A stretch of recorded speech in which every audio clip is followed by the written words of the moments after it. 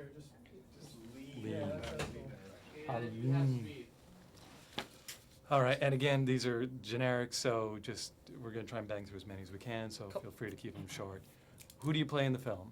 I play Abernathy, which I basically say is the Quentin Tarantino part. She expresses a lot of stories with the Zoe Bell character, who is actually Zoe Bell, who is Uma Thurman's stuntwoman in Kill Bill. So I explain a lot of things according to the history that she has with Quentin. She's a makeup and hair artist. They're shooting on location in Tennessee, and she works for Lindsay Lohan. And she's got a kid and is divorced and is sort of a regular woman who has a lot of conservative issues, and you get to see quite a transformation when she gets to, when stuntman Mike comes across their paths. How would you describe Death Proof to someone? Death Proof. Death Proof is a juggernaut at 100 miles per hour, according to Quentin. It is Quentin's homage to great speed chase films of the 70s. It's got a man played by Kurt Russell, stuntman Mike, who gets off on crashing into girls and taking their lives all at the same time. It's actually a sexual sort of rape thing, as well as a violent sort of death thing, and slasher film, technically. And he comes across some really great women, and I like to also say Death Proof is sort of Quentin's like female chick flick. It's his Reservoir Bitches flick. It's very, very fun, and you get some really strong women empowerment, which you don't normally get in this genre of film. How would you describe the larger Grindhouse project to people who have no idea what it's about? The Grindhouse is an homage to the sort of 70s film. You know, a lot of, back in the day, they would make these, they would just churn them out, and they would be, usually have the horror genre. And you'd have a movie, they'd make about 10 prints. It would start off on the East Coast. It would take a year to get over to the West Coast. And during that time, it would go through all of these movie houses and go through these really bad projectors. So you'd get all these scratches on it, and some projectionists would be like, that's a really hot scene with Pam Grier taking her top off. I'm just gonna snip, take that reel out. So the whole experience that they put together is this double feature. Robert Rodriguez's Planet Terror, which is the classic sort of horror film, very gory, gross, disgusting, and you know, with fake movie trailers in the middle, and then Death Proof, Quentin Tarantino's film, which is the terror film, which is the one that could really happen in the sort of like a la Saw or Hostel. Those are the ones that are really scary to me. And you put them all together with missing reels, and it's a whole double feature movie making experience, movie theater experience. You have to see this in the theater. With throwing popcorn, screaming at the screen, no, you can't do that. Oh, that's so disgusting. It's one of the most incredible experiences you can have. You can't just wait for DVD. This is going to the movies and having a good time. Could you explain how Quentin provided that experience for you guys at his theater? Well, Quentin actually was really remarkable. He's got such, you know, well, I want to have a movie theater in my house like he has. It's pretty remarkable. And he would have these really great screenings in his house. He's got all these old reels to all these movies from back in the day, and it's like old Halloween trailer where they're showing it in the trailer, 15 deaths. You're telling me the whole movie, but yet I still want to watch it. Like, very classic, really awesome films. A lot of them we would watch with Kurt in the room, and they were Kurt Russell movies, which was kind of a little odd.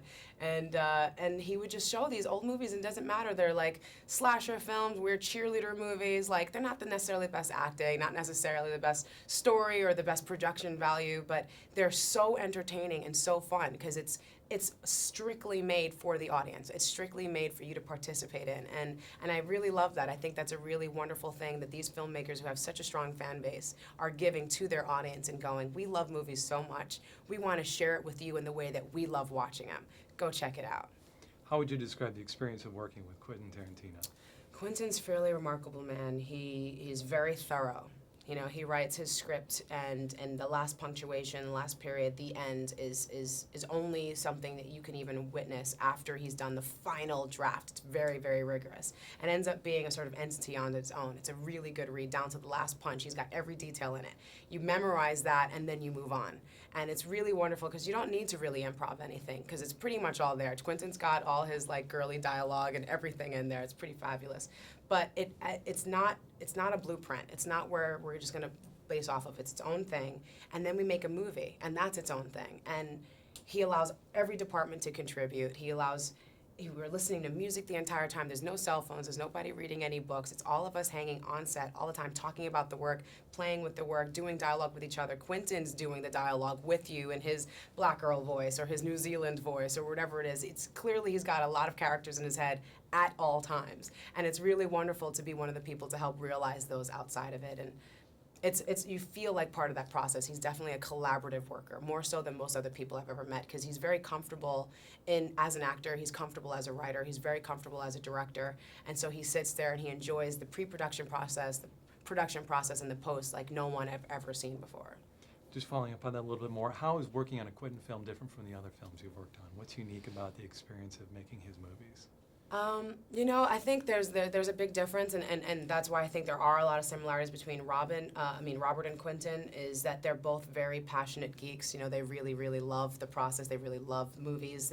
They're only doing it for that reason because it's something that's in their head all the time, so it's fully passionate. And that's a really wonderful thing to come across, because I've definitely worked with a lot of directors where you're like, you're doing this for your house, or you're doing this and it's something that means something to you, but maybe is not 100%, or it is your full-on love project, but you're maybe not as inclusive in the same ways as everybody, like someone like Quentin. Like, it's his love project, but he allows other people to contribute to him. He's a great rehearsal process. He's so hands-on with every detail. I've never come across, except for Spike, I think, maybe, who's so attentive to all those details. I've never really seen anyone who just he knows down to the pink t-shirt. He knows down to whatever line. If you mess up a line, he's on it. He's like, oh, I wrote it like this because I practiced it in my room, in the mirror, making sure it had the right rhythm and the cadence, and you didn't say it right. You know, like, he will catch you. He's like a hawk, and that's a really special thing. I love someone who is that rigorous with their work. I love someone who cares that much, and he does. And so it inspires you to care that much, and that's nice. You don't see anyone walking through a performance in his movies. Last question, have you seen the final film? What did you think about the end product? I have seen the final film. It's very, very, very exciting. It was so much fun. I'm sitting there watching it with Harvey and my brother, and it was just this huge crowd of people just screaming and laughing. Everything works. And as much as like there are things that are missing, and it's sad, it doesn't affect the movie. It's so fun to watch it, and I can't wait to see those scenes put back in. To actually Quentin would rehearse with us, like, what he wanted the audience to do. Because when that missing reel comes up, it really affects you. And he really wanted that to happen. He's like, I want it to be where you're at the edge of your seat, so expecting the next scene to happen, and then it just be gone, and people go, no, Quentin, how could you? And he really does achieve that. You get so invested in it, it's surprising.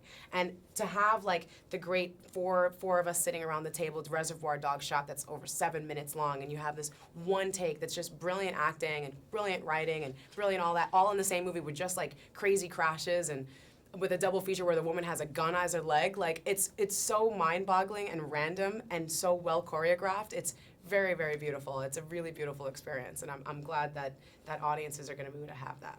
Fantastic. Thank you very much. You're very welcome. Well done.